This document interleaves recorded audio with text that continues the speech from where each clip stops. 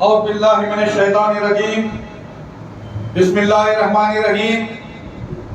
محترم سامعین کرام، انشاءاللہ آج آپ تہجد کی نماز میں قرآن پاک کا 23واں پارہ سماعت فرمائیں گے۔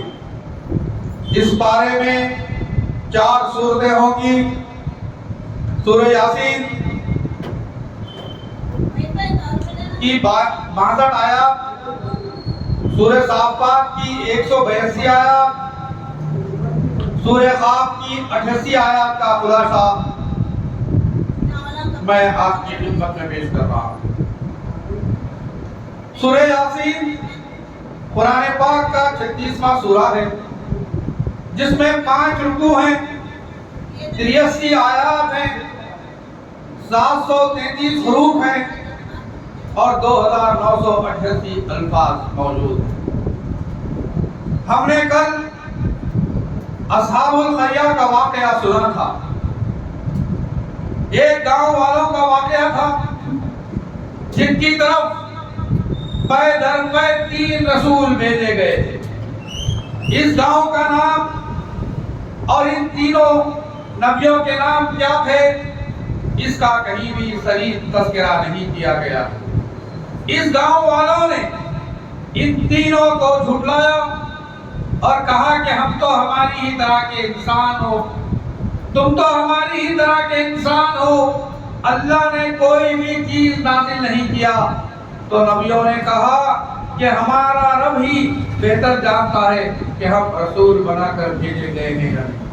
ہماری ذمہ داری تو صرف اللہ ہی کا پیغام تم تک پہنچا دینا ہے۔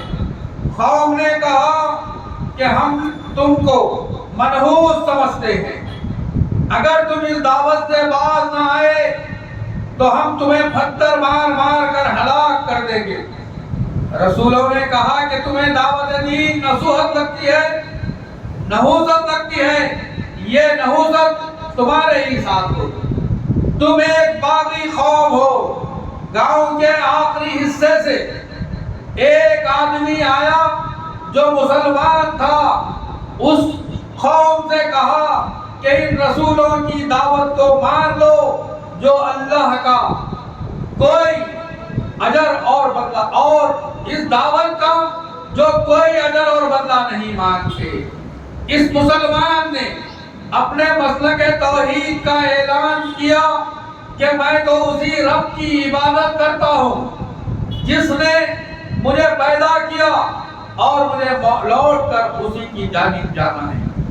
کیا میں اللہ کے علاوہ کوئی معبود بنا لوں جو نہ نقصان پہنچا سکتے ہیں اور نہ نفع، نہ قابل سفارش ہیں؟ اگر ایسا کر لوں تو گمراہ ہو جاؤں گا۔ سنو، میں تو اپنے رب پر ایمان لاتا ہوں۔ اس شخص کو اللہ نے جنت میں داخل کر دیا۔ اس آدمی نے کہا کہ اے کاش میری قوم جان دیتی، مجھے رب نے بخش دیا اور باعزت لوگوں میں شمار کر دیا۔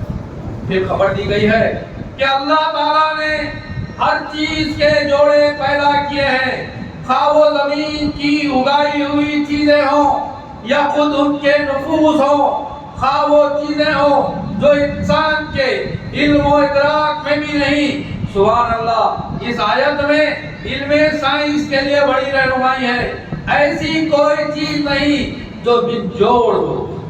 پھر کافروں کی غلط سوچ بتائی گئی ہے کہ جب ان سے یہ کہا جاتا ہے کہ اللہ کی راہ میں خرچ کرو تو اہل ایمان پر طنز کرتے ہوئے کہتے تھے کہ اللہ خود جسے چاہے کھلانے والا ہے، اس کی راہ میں خرچ کیوں کرے۔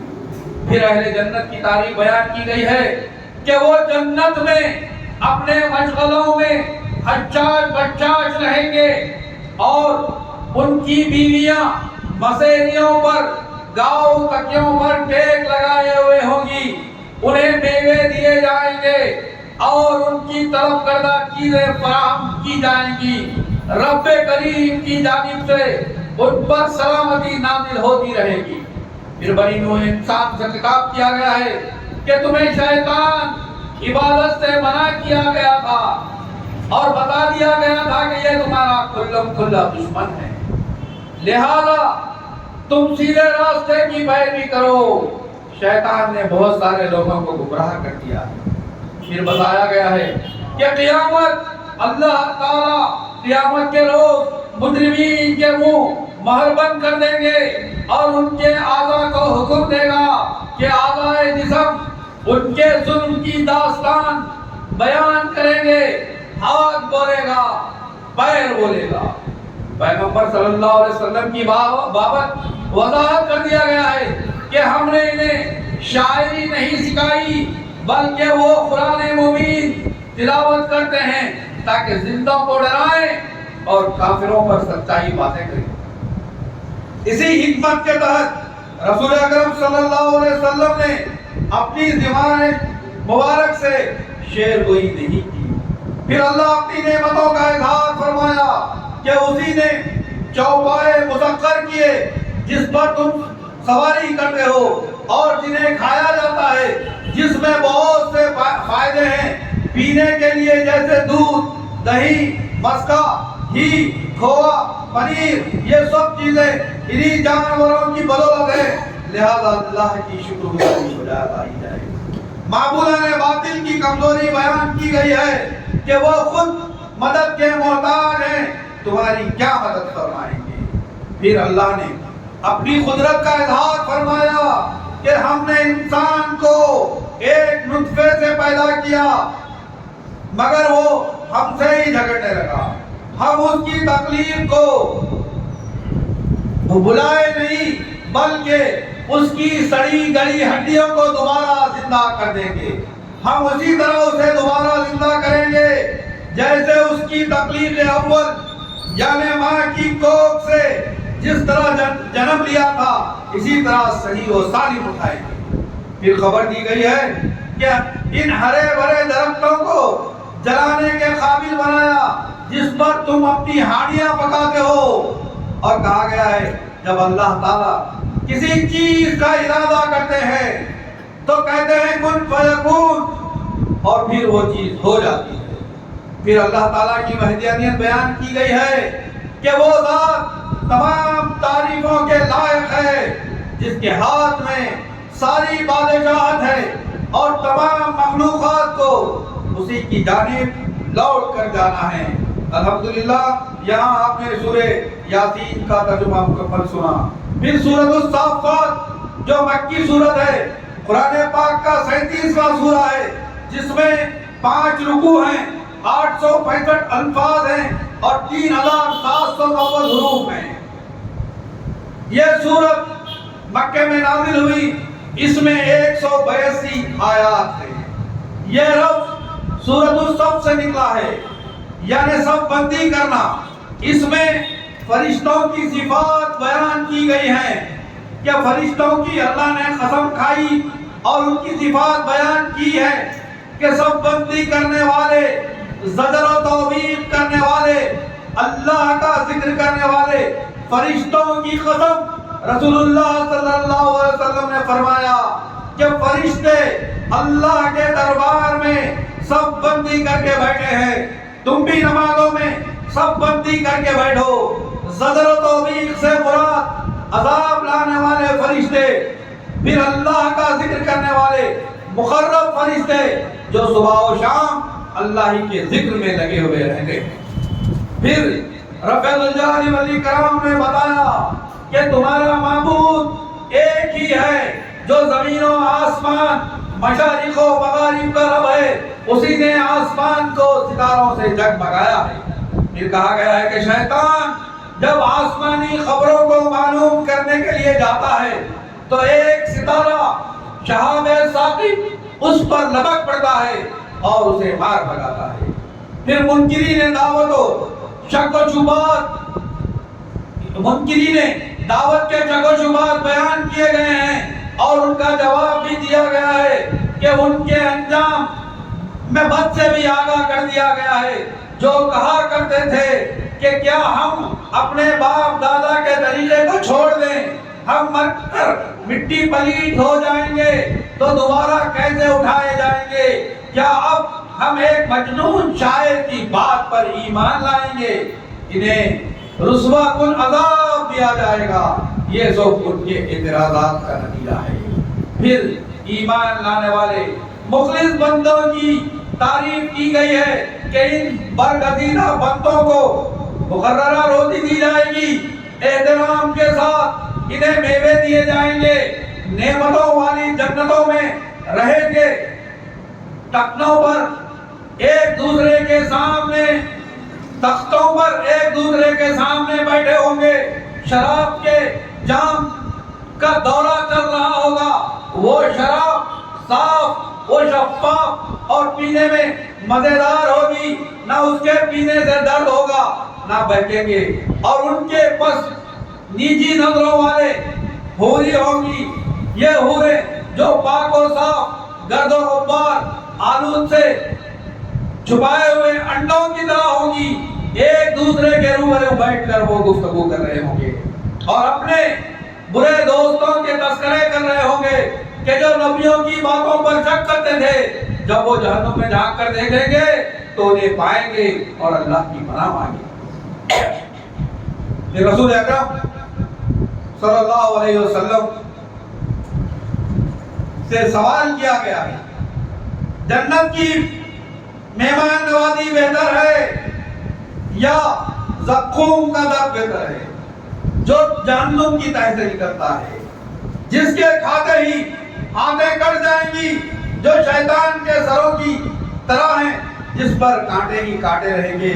یہ مجرمین کی غداری اور غدار لوگوں کے لیے ہے. پھر نوح علیہ السلام اور نوح کی دعا کا تذکرہ کیا گیا ہے کہ ہم نے نوح علیہ السلام کی دعا کو قبول کیا اور انہیں اور اہل ایمان کو کرب عظیم بڑی مصیبت سے نجات دیا اور ان کی قوم کو ڈبویا اور داستان عبرت بنا دیا. پھر ابراہیم علیہ السلام اور ان کی قوم کا تذکرہ کیا گیا ہے کہ ابراہیم نے انہیں معبودان باطل سے باز رکھا اور ان کے معبودوں کو توڑ دیا اور قوم سے کہا کہ اے قوم، اپنے ہاتھوں سے بنائے ہوئے معبود بنا کر عبادت کرتے ہو. قوم نے بڑا مکر کیا، اللہ نے ان کے مکر کو نست نابود کر دیا. ابراہیم علیہ السلام اللہ کی راہ میں ہجرت کیے اور اللہ سے دعا کیا کہ اے اللہ تو مجھے صالحین میں شمار فرما. پھر ابراہیم و اسماعیل کا تذکرہ کیا گیا ہے کہ ہم نے ابراہیم علیہ السلام کو اسماعیل علیہ السلام کی خوشخبری دیا اور انہیں حکم دیا کہ وہ اپنے بیٹے کو ذبح کرے. اور بیٹے نے کہا اے ابا جان، اللہ کے حکم کی تابعداری کرے، میں اللہ کے حکم سے صبر کروں گا. جب ابراہیم علیہ السلام نے انہیں ذبح کرنے کے لیے پیشانی کے بل لٹایا تو اللہ نے کہا کہ اے ابراہیم، تم نے خواب سچ کر دکھایا اور بڑی آزمائش کو پورا کیا. اس کو آئندہ آنے والی امتوں کے لیے ہم یادگار بنا دیں گے اور ابراہیم تم پر سلامتی ہو. پھر ابراہیم علیہ السلام کو اسحاق علیہ السلام کی خوشخبری دی. پھر موسیٰ و ہارون پر کیے گئے احسانات کا تذکرہ کیا گیا. حضرت الیاس کا تذکرہ کیا گیا جنہوں نے اپنی قوم کو تقوی اختیار کرنے کا حکم دیا اور کہا کہ تم معبود کی عبادت کرتے ہو اور اللہ کو بھول جاتے ہو. الیاس کے خاندان پر سلامتی ہو کہ وہ مومن تھے. پھر لوط علیہ السلام کا تذکرہ کیا گیا. پھر یونس علیہ السلام کا تذکرہ کیا گیا ہے کہ انہیں وہ مچھلی کے پیٹ میں پہنچا دیا. انہوں نے اللہ کو یاد کیا ورنہ قیامت تک اسی مچھلی کے پیٹ میں رہتے. ہم نے انہیں سمندر پر ڈال دیا، وہ بہت کمزور ہو گئے تھے اور ہم نے ان کے لیے ایک سایہ کرنے والی بیلدار درخت لگایا، بیلدار درخت اگایا اور ہم نے انہیں 1,00,000 سے زیادہ لوگوں کی جانب بھیجا. پھر اللہ تعالیٰ کی تعریف بیان کی گئی ہے اور رسول اکرم صلی اللہ علیہ وسلم پر سلام بھیجا گیا ہے. تمام تعریف اللہ ہی کے لیے ہے. یہاں سورۃ الصافات مکمل ہوئی. پھر اب انشاءاللہ سورہ صاد جو مکی صورت میں پڑھیں گے، جو قرآن پاک کا 38واں سورہ ہے، جس میں 5 رکوع ہیں اور اس سورت میں 88 آیات ہیں۔ اس سورت کا آغاز ہوتا ہے نصیحتوں والے قرآن کی قسم، جس میں زندگی سدھارنے اور سنوارنے کے تمام اصول بیان کیے گئے ہیں۔ کفار کے تعجب اور شک و شبے کو بیان کیا گیا ہے، جس کے سبب انہوں نے نبیوں کی دعوت کا انکار کیا۔ قوم نوح، قوم عاد، قوم فرعون، قوم ثمود، قوم لوط، اصحاب الایکہ کا تذکرہ کیا گیا ہے کہ انہوں نے رسولوں کی دعوت کا انکار کیا اور موجب عذاب بنے۔ پھر داؤد علیہ السلام کی تسبیح کا ذکر کیا گیا ہے کہ ان کے ساتھ پہاڑ اور پرندے اور جانور بھی اللہ کی تسبیح بیان کرتے تھے۔ داؤد علیہ السلام کے پاس آنے والے ایک مقدمے کا تذکرہ کیا گیا ہے کہ 2 بھائی جھگڑتے ہوئے ان کے پاس آئے اور کہا کہ یہ میرا بھائی ہے جس کے پاس 99 زمبیاں ہیں اور میرے پاس ایک دمبی ہے، میں یہ مجھ پر زیادتی کرتا ہے کہ یہ بھی میں اسے دے دوں۔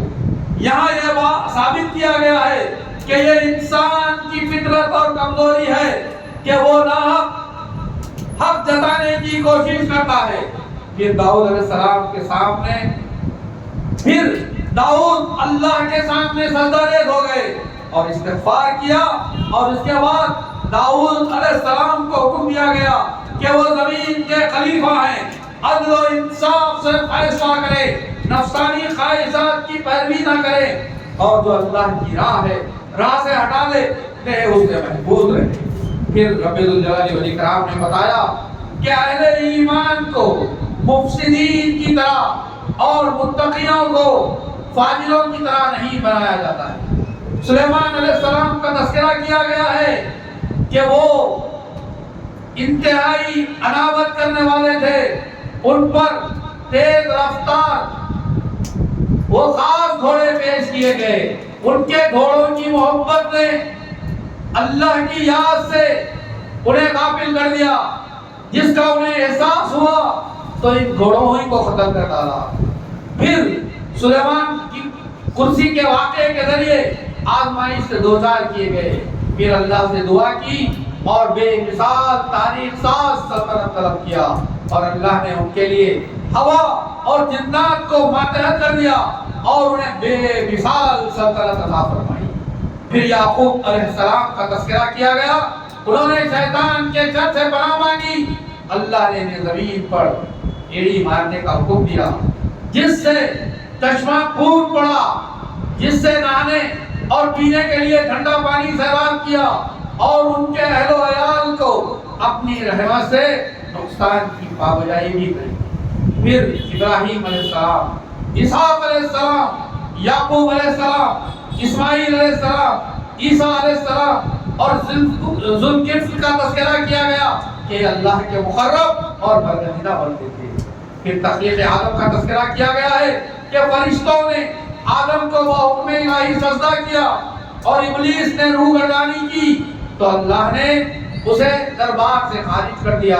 اس نے اللہ سے کہا کہ وہ بندوں کو گمراہ کرے گا، اللہ نے اسے اختیار دیا اور کہا کہ میرے مخلص بندے تیری گمراہی کا شکار نہیں ہوں گے، اور جو گمراہ ہوں گے انہیں جہنم میں ڈال دوں گا۔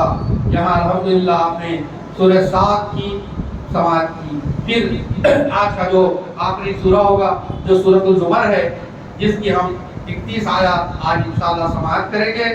یہ بھی سورہ مکی ہے، 42واں سورہ ہے، جس میں 8 رکوع۔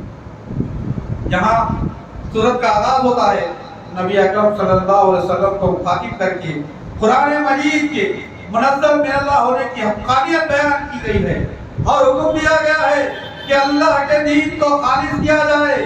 خالص دین تو اللہ ہی کا ہے۔ خالص کا مطلب یہ ہوگا کہ بنا شرکت غیرے کے، لیکن اس خالص دین کو چھوڑ کر لوگوں نے تقرب اللہ کے لیے گمان میں بہت سے کارساز معبود تلاش لیے ہیں کہ وہ انہیں اللہ کے قریب کر دیں گے۔ اللہ تعالیٰ جھوٹوں اور ناشکروں کی رہنمائی نہیں کرتا۔ حضرت انسان کو مخاطب کر کے تخلیق انسانی کی حقیقت بیان کیا گیا ہے کہ اس نے ایک نفس سے تمہیں پیدا کیا، اسی نفس سے تمہارے جوڑے بنائے، اور جانوروں میں 8 قسم کی جوڑیاں تمہارے لیے نازل کی۔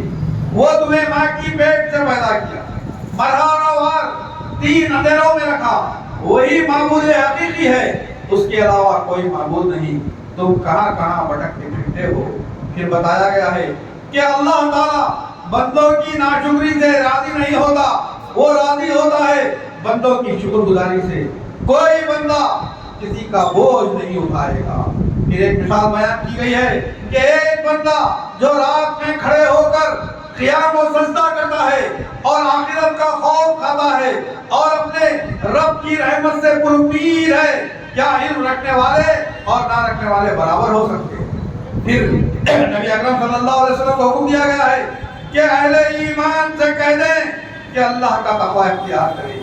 اس دنیا میں نیکی کرنے والوں کا بدلہ نیک ہے، اللہ کی زمین وسیع ہے، صبر کرنے والوں کے لیے بے حساب اجر ہے۔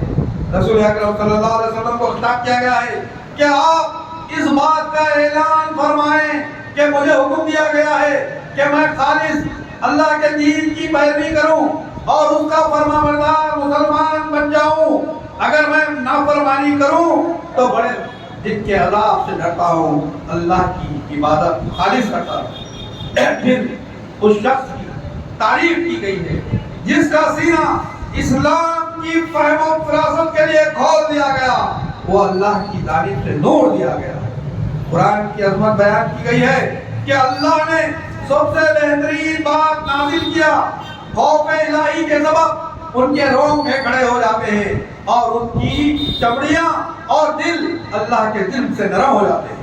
پھر مثال بیان کی گئی ہے کہ ایک بندہ ایسا ہے جو غلام ہے اور جس کے بہت سے آقا ہیں، اور دوسرا بندہ ایسا ہے جو اکیلا خود مختار ہے۔ کیا دونوں برابر ہو سکتے ہیں؟